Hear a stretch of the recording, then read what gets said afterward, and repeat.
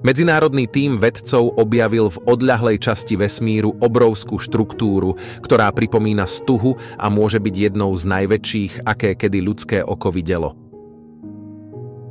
Táto vesmírna stena, nazvaná Veľká stena Hercules Corona Borealis, rozpína sa na šírke 1,4 miliardy svetelných rokov.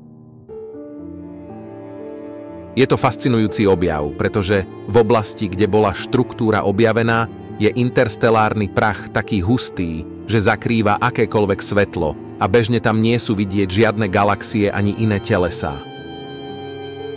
Vedci boli prekvapení objavom, pretože na tomto mieste neexistovali žiadne predchádzajúce informácie o podobnej štruktúre.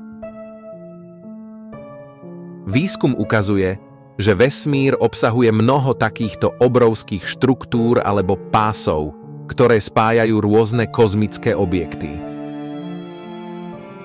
Galaxie, ktoré sa zhlukujú na ich križovatkách, sú zložené z plynného vodíka a temnej hmoty, čo robí ich objavenie výnimočným.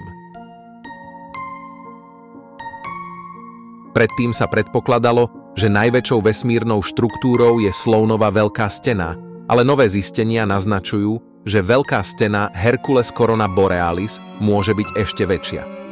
Astrofyzik John Hakila poznamenal, že táto štruktúra môže byť väčšia, než je teoretická horná hranica, ktorú experti predpokladajú.